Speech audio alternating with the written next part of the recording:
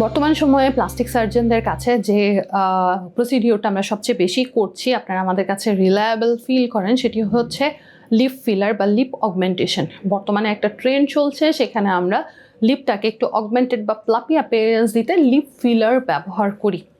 Lip ফিলারগুলো নিয়ে আপনাদের কিছু কনসার্ন ইদানিং আমরা লক্ষ্য করছি, সেটি হচ্ছে লিপ ফিলারটা আদৌ নিরাপদ কিনা।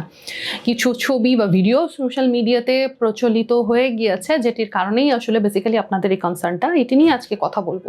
লিপ ফিলার পুরোপুরি নিরাপদ। এই ফিলারগুলো আপনারা জানেন যে পার্মানেন্ট কোনো প্রসিডিওর না, এটা আপনার লিপে দিলে এটা সময়ের সাথে সাথে অ্যাবজর্ব হয়ে যায় আপনার শরীরের সাথে।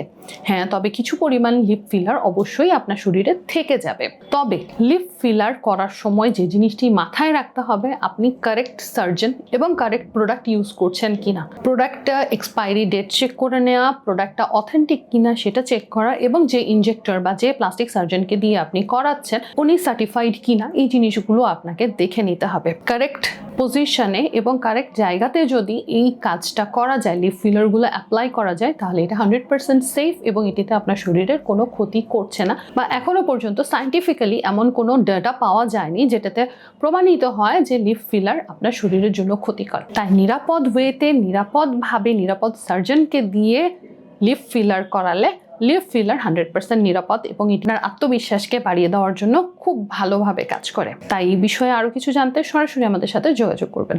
ধন্যবাদ।